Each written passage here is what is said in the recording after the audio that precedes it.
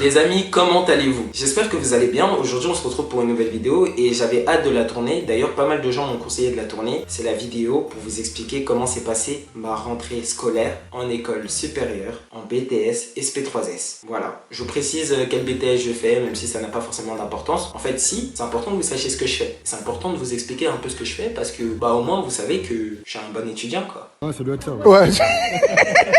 Non, je rigole, je suis pas du tout un élève modèle, genre. Vous fiez pas à moi, vraiment pas. Alors, que signifie BTS SP3S? Je suis désolé les gars, hein, c'est pas sérieux. Services et prestations des secteurs sanitaires et social. Alors, pourquoi je connais toujours pas le sigle? Parce que tout simplement, quand on m'a dit BTS SP3S, pour moi, je savais en quoi ça consistait, mais je n'avais pas compris le sigle. Pour moi, SP3S, c'était limite pas des initiales de lettres en nom, mais plutôt des initiales en mode classification par ordre de lettres et ordre de... Bref, vous m'avez compris. Pour moi, il y avait des SP2-1, SP2-FES. Donc pour moi, le sigle au départ, je n'avais pas calculé dès le départ. Du coup, j'ai pas eu le temps de le ancrer dans ma tête. Bref les amis, plus sérieusement, on n'est pas là pour parler de ça, on est plus là pour vous parler un peu de ma rentrée. Comment ça s'est passé, qu'est-ce qui se passe actuellement. J'ai des anecdotes à vous raconter. En fait, c'est plus pour ça que je voulais tourner la vidéo. C'est qu'il y a des choses que j'ai envie de vous raconter. Et j'espère que je suis pas seul à avoir vécu ces choses-là parce que j'ai pas envie de me retrouver solo dans ces genres de situations et de me dire que je vais vivre ça encore plein de fois. C'est pas forcément méchant, mais c'est vrai qu'il y a eu beaucoup de moments cringe et c'est des situations qui sont... c'est conséquent. Bref, il est temps de vous raconter un peu tout ça en incluant les anecdotes cringe. C'est parti. Je commence en racontant que j'arrive en début d'année et il faut savoir que je connais personne puisque ça se passe dans les lycées, les BTS. Le lycée est à 15 minutes. Donc au niveau du trajet,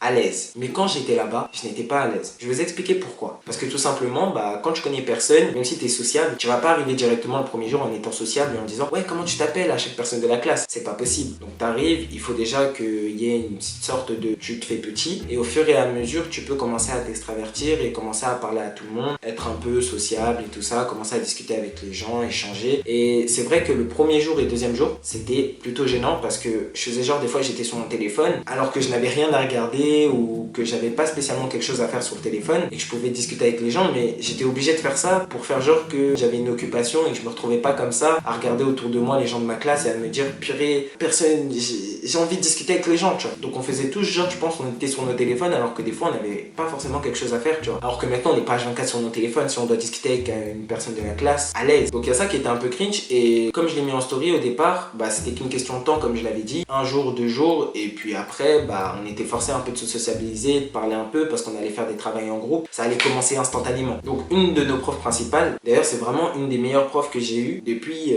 toutes mes années scolaires. Alors il y en a une que je retiens de CM2 qui ne bougera jamais, c'était vraiment la meilleure, mais la meilleure des profs, mais celle qu'on a actuellement, elle est aussi incroyable, genre vraiment. Et du coup cette prof là, elle nous a un peu forcé à nous présenter et tout face à la classe, chacun notre tour individuellement, et ça nous a un peu forcé à pouvoir être un peu plus à l'aise au niveau de la classe et pouvoir s'exprimer et montrer que chacun on est forcé un peu de faire le même exercice. Tu dois te sociabiliser un peu parce que des travails en groupe, les moments où tu devras faire passer des messages, d'ailleurs on a un groupe Snap, il faudra que tu parles et que tu sois un peu à l'aise pour pouvoir avertir ou parler avec des gens de ta classe. Donc cette prof là, elle nous a un peu entraîné à ça et puis au fur et à mesure, c'est parti quoi. À partir de là, on a commencé à discuter, échanger sur les mêmes points, les points communs, les points négatifs, les défauts, tout ça. Et d'ailleurs la preuve que j'étais l'un de ceux qui étaient le plus à l'aise, dès la deuxième semaine, je crois, on parlait déjà des élections des délégués et il y en avait déjà qui étaient pour voter pour moi. Alors c'est pas pour être prétentieux ou me la raconter, c'est plus pour vous dire à quel point quand je suis sociable, ma limite elle est au stade plus que les autres et du coup ça se ressent. Et dès le départ il l'avait ressenti à ma manière de parler, au fait que j'étais un peu plus à l'aise que les autres et du coup il m'avait direct dit tiens toi tu vas être délégué. Au final je suis suppléant au cas où la déléguée n'est pas forcément là ou il y a un problème avec elle, je suis là, mais voilà ils m'ont mis à côté quoi. Alors pourquoi ils m'ont pas voté comme délégué au final? Parce que je voulais pas forcément être délégué. Je trouvais que je représentais pas assez l'élève modèle pour être délégué, même si en soi dans mon discours que j'avais fait à ma classe, ce que je comptais faire c'était faire au mieux, protéger les élèves, tout ça, vraiment comme un élève modèle. Mais au niveau des cours, c'est pas forcément ce que je représente, même si je suis pas non plus un branleur, qu'on se dise les termes. Je suis pas non plus un mec qui fout rien en classe, mais je suis pas forcément le meilleur des élèves. Donc je trouvais pas que je méritais d'être délégué. En fait c'est vraiment ça, je méritais pas pour moi d'être délégué. Donc voilà pourquoi je suis suppléant actuellement. Je suis vraiment dans l'entre-deux. Maintenant je vous ai un peu raconté comment ça se passait au début de rentrée, la classe, tout ça. Les gens sont plutôt cool. Là il est temps de vous raconter les moments vraiment gênants. Faut savoir que entre chaque 2 heures de cours, il y a une récréation de 15 minutes. 15 minutes qui veut dire qu'on a une grande cour de récréation et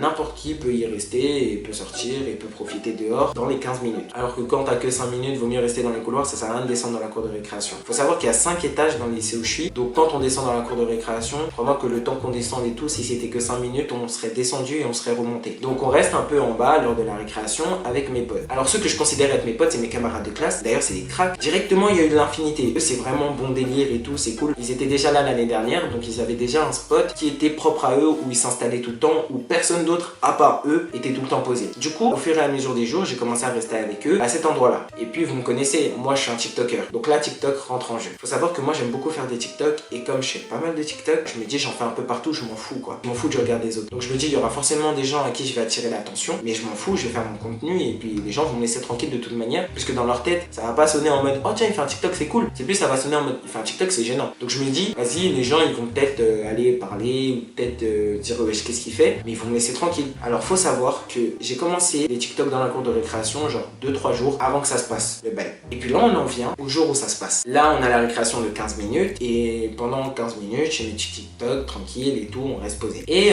mes potes disent, ouais, tiens, bah, il reste 1 minute avant la reprise des cours, donc on va monter, les gars, le temps qu'on monte et tout, on va avoir cours. Donc moi, je dis, ok, les gars, j'arrive, juste fais un TikTok 1 minute, et j'arrive et je vous rattrape. Ils me laissent, du coup, je suis solo, et je commence à faire mon TikTok, et c'est là que le truc se passe. Je fais mon TikTok pendant plus près de 20 secondes, et c'est là que un groupe de personnes à côté de moi s'approche et s'arrête. Donc moi, qu'est-ce que je fais? Je tourne ma tête à gauche et la première phrase venant d'une des personnes qui est dans le groupe, tu fais quoi là? Ah oui, précision, il s'agissait que d'un groupe de filles. Et du coup, moi je leur dis, bah TikTok, genre c'est évident, tu vois bien que je suis en train de faire un TikTok. Et là, la réaction, non mais, oh gênant, il fait un TikTok genre, oh gênant, mais qu'est-ce qui...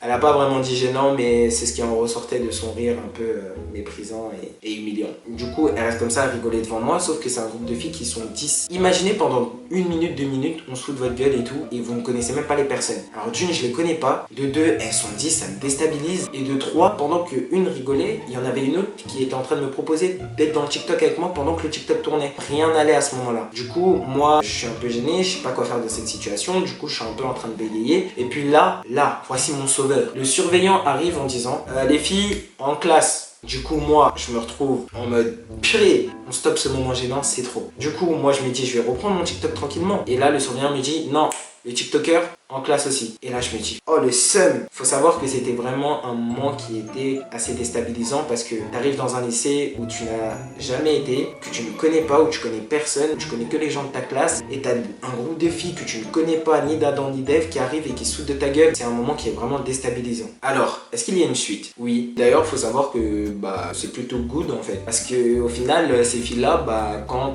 on se voit, bah elles me check ou elles me disent salut, tout ça, elles sont plutôt gentilles. Au départ, elles étaient un peu méprisantes parce qu'elle me voyait un peu comme le mec qui arrive, qui fait des TikTok, qui fait un peu la star, le mec ouais tiens je me la raconte, chez des TikTok. Et du coup elles étaient un peu méprisantes par rapport à ça je pense, et du coup elles me connaissaient pas. Et en fait ce qui leur a fait plus changer d'avis à mon égard, c'est plus le fait qu'elles ont vu que j'étais gentil et que j'étais un mec qui était plutôt cool. Et quand elles m'ont demandé mon TikTok, je leur ai passé sans pression, tout ça. Par contre faut savoir que ce qui est gênant, c'est qu'il y a une des filles, parce que c'est au fur et à mesure qu'elles ont compris que j'étais pas un mec comme elles le voyaient. Il y a un jour où je les ai vues et elles m'ont demandé mon TikTok et il y en a une qui m'a effleuré le bras.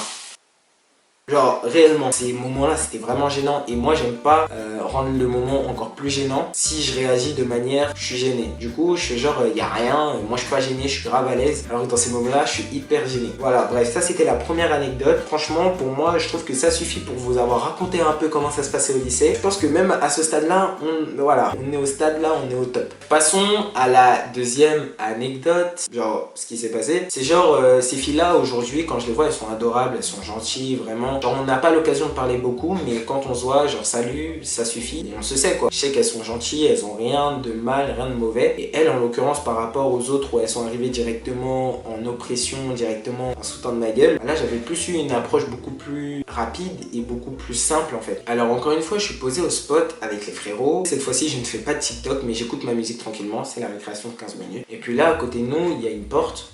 Après ça mène au couloir, il y a une porte qui s'ouvre et qui se ferme, qui s'ouvre et qui se ferme. Mais genre genre brusquement. Quand je vous dis brusquement, c'est genre ça s'ouvre d'un coup et après quand ça se referme, quand c'est sur le point de se refermer, ça se rouvre. Donc du coup, moi je calcule pas encore, je suis à fond dans ma musique, je fais des allers-retours, je fais gauche, droite, du coup j'ai pas le temps de calculer la porte qui s'ouvre brusquement et qui se referme. Par contre, mes potes voient ce qui se passe parce que eux ils gigotent pas dans tous les sens. Ils voient ça et là il y a un de nous qui est clairement en train de dire que bah du coup un de nous intéresse et certaines personnes qui ouvrent la porte et qui la referment. En fait, c'était des filles qui ouvraient la porte et qui la refermaient, mais genre brusquement en poussant avec les pieds ou avec les mains, et qui se mettaient à courir quand elles rouvraient. Genre comme si elles essayaient d'attirer notre attention pour qu'on puisse venir, et au moment où on vient, bah elles sont pas là ou elles sont en train de faire un cache-cache. Moi et mes potes, on se regarde et je dis ah ouais, ok, on est 4. Du coup, moi et mes deux potes, on regarde l'autre pote et on se regarde en disant frérot, je crois tu les intéresses à ce que je vois. Et au moment où nous trois on regarde le frérot en question, la porte se réouvre encore. Là on se dit bon, ça y est, fini de jouer et tout. J'ouvre la porte, je regarde ce qui se passe, je vois il y a deux filles qui courent. Je vais les voir et je dis les filles, qu'est-ce qui se passe? Il y a un de mes potes qui est là, vous lui dire quelque chose et tout, en pensant qu'en fait c'était destiné au frérot. Sauf qu'en fait non, c'était destiné à moi. Donc du coup elles étaient trois et les trois m'ont regardé en disant tu fais des TikTok? En fait, j'avais rien compris sur ce moment-là parce que d'une, de savoir que en fait c'était destiné à moi et de deux, de savoir qu'elles ont fait tout ça pour attirer mon attention, m'avait fait trop bizarre. Du coup, elles me demandent si je fais des TikTok, je leur dis oui. Elles me font c'est quoi tout ça et je leur donne. Et puis voilà. L'échange et quand je suis parti, c'était quand même un peu cringe. Mais c'est pas grave. Au final, ces filles-là, je les vois tous les jours aussi et c'est plutôt cool. Troisième anecdote. Alors les gars, cette anecdote, elle est gênante. Ça concerne la jante féminine.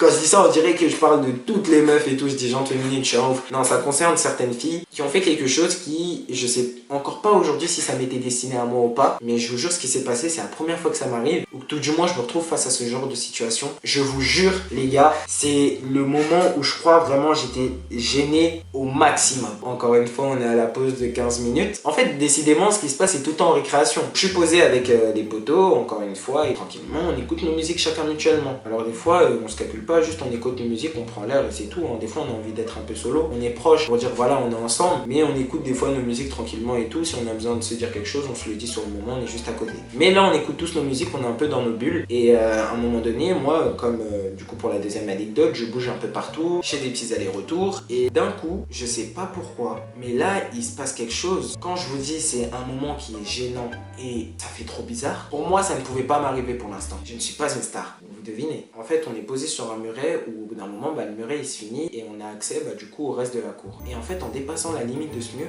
j'aperçois ça. Je vous jure que c'est vrai. Maintenant, on peut se dire je suis paranoïaque ou je me sauce trop en mode tu crois que t'es une star, tu pensais que c'est toi. C'est pas ça. C'est que en fait le pire dans tout ça, c'est que j'aurais pu me dire que c'était pour quelqu'un d'autre parce qu'il y avait des gens derrière nous. Mais le pire dans tout ça, c'est que quand j'ai regardé, elles m'ont regardé aussi, elles ont rangé le téléphone après. D'ailleurs, j'ai oublié de préciser qu'au départ, avant qu'elles fassent ça, j'avais déjà croisé le regard d'une de ces filles-là et elle m'avait déjà fixé dès le départ. Donc je me suis dit, est-ce que en fait elles ont eu un moment de lucidité en se disant, mais en fait, est-ce que je le connais et je l'ai déjà vu sur peut-être TikTok ou YouTube et tiens, je vais le filmer pour dire je l'ai vu tout ça, ou peut-être pour attirer son attention. Je sais pas les gars, mais je vous jure que même si ça m'était pas destiné, tu fais pas ça, c'est trop gênant. Et le pire c'est que c'était dans ma direction. Ah oui, et vous devez vous demander comment j'ai réagi. J'ai rien dit, j'ai vraiment rien dit, genre je restais en mode elle est bien la musique et tout. Ouais, la caméra, putain. Quatrième anecdote, cette fois-ci, ça ne se passe pas dans la cour de récréation, rassurez-vous. Ça se passe dans la classe. Faut savoir qu'on a une CPE respective pour chacune des classes. Donc pour nous et BTS SP3S, on a une CPE bien destinée. Donc quand on a un problème, la seule CPE qu'il faut aller voir, c'est celle qui est respective à nous. Sauf qu'en fait, il y a une autre CPE qui est dans le lycée, qui intervient très souvent elle aussi. Et